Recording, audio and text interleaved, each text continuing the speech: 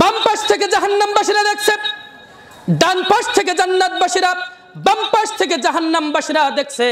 এবার মৃত্যুকে উভয়ের সামনে ওই প্রাচীরের উপরে চিৎ করে শুইয়ে জবেহে দেওয়া হলো।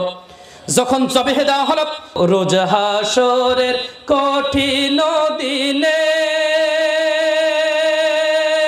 যেদিন কেউ রবে না,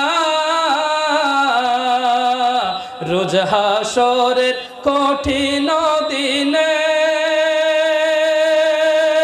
যেদিন কেউ রবে না, তোর দয়া আর রহমত বিনে রে আল্লাহ, দয়া আর রহমত বিনে রে আল্লাহ, কেহই পার পাবে না আল্লাহ রে, মোরি আল্লাহ ভাবিয়া রে, পার করো দয়া আল্লাহ রে। কিয়ামতের ময়দানে বিচারের কাঠগড়ার দিন, ওই দিন যখন সাজদা দিতে পারবে মানুষেরা, ওই সাজদাটা হবে সির্ফ আল্লাহর দয়া। পৃথিবীতে সে সালাত আদায় করতে বলে, আল্লাহ রাব্বুল আলামিনের দয়ায় সে সাথে সাথে কি করতে পারবে? সাজদা দিতে পারবে। এখান থেকে জান্নাত এবং জাহান্নামী মানুষ বেছে নেওয়া হবে। যারা সাজদা দিতে পারবে ওরা জান্নাতে প্রবেশ করবে, যারা সাজদা দিতে পারবে না ওরা জাহান্নামে প্রবেশ করবে। জান্নাত এবং জাহান্নাম, যখন জান্নাতীদেরকে জান্নাতে প্রবেশ করানো হলো, জাহান্নামীদেরকে জাহান্নামে প্রবেশ করানো হলো, জান্নাতীদেরকে জান্নাতে, জাহান্নামীদেরকে জাহান্নামে যখন প্রবেশ করানো হলো, শুনছেন তো আপনারা? জান্নাতীরা জান্নাতে চলে গেল, জাহান্নামীরা জাহান্নামে চলে গেল। জান্নাতীরা জান্নাতে চলে গেল, জাহান্নামীরা জাহান্নামে চলে গেল। সর্বশেষ যে পরকালীন জগৎ, মৃত্যু, যেই মৃত্যু আমাদের কাছে আসতো, যেই মৃত্যু আমাদের উপরে চাপিয়ে দেওয়া হতো, এই মৃত্যুটা একটা মোষের মতো জন্তু। কেমন জন্তু সবাই বলেন?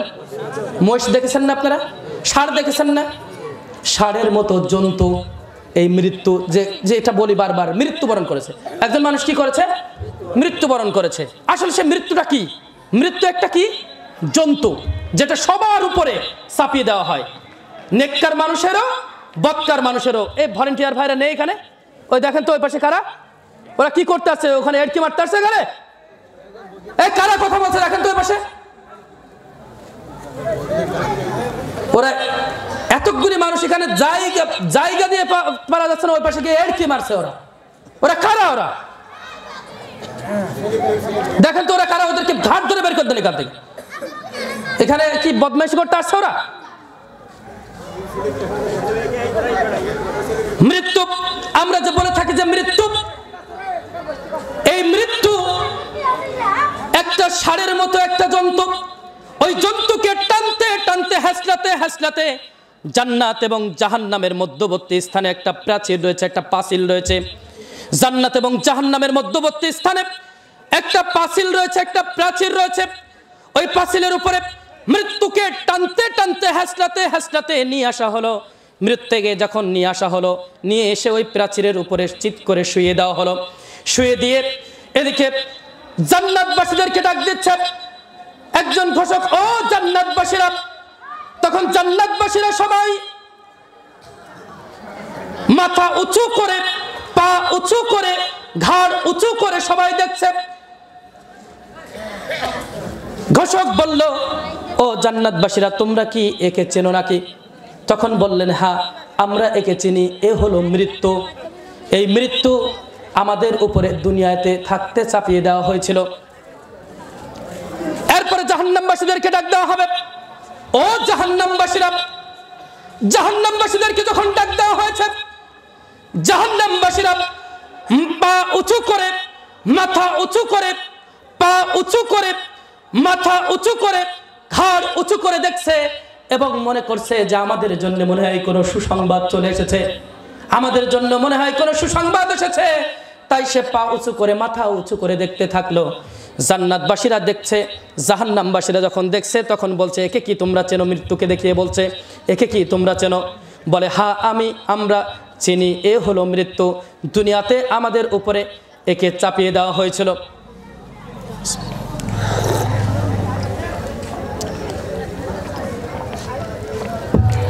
আলহামদুলিল্লাহ, দুনিয়াতে আমাদের উপরে একে চাপিয়ে দেওয়া হয়েছিল। মৃত্যুকে দেখানো হবে, জান্নাতবাসীরা দেখছে, ডান পাশ থেকে জান্নাতবাসীরা দেখছে। জান্নাতবাসীরা কোন পাশে? বাম পাশ থেকে জাহান্নামবাসীরা দেখছে। ডান পাশ থেকে জান্নাতবাসীরা, বাম পাশ থেকে জাহান্নামবাসীরা দেখছে। এবার মৃত্যুকে উভয়ের সামনে ওই প্রাচীরের উপরে চিৎ করে শুইয়ে জবেহে দেওয়া হলো। যখন জবেহে দেওয়া হলো, জবেহে দেওয়ার পরে ওই ঘোষক বললেন, ও জাহান্নামবাসীরা, এবার তোমরা অনন্তকালের জন্য এই জাহান্নামে থেকে যাও। জাহান্নামবাসীরা অনন্তকালের জন্য কোথায় থাকবে? জাহান্নামে থাকবে। এটা কিন্তু একেবারে শেষ সময়। এর আগ মুহূর্ত পর্যন্ত যাদের ঈমান ছিল, যাদের কি ছিল? ঈমান।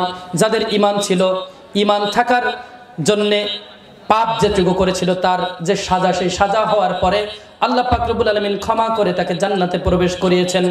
এমন মানুষ অনেক।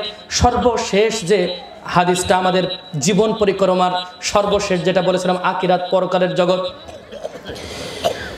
জাহান্নামবাসীদেরকে বলা হবে, ও জাহান্নামবাসীরা, তোমরা অনন্তকালের জন্য ওই জাহান্নামে প্রবেশ করো। আর জান্নাতবাসীদেরকে ডেকে বলা হবে, ও জান্নাতবাসীরা, তোমরা এবার অনন্তকালের জন্য জান্নাতে সুখ আর সুখ ভোগ করতে থাকো।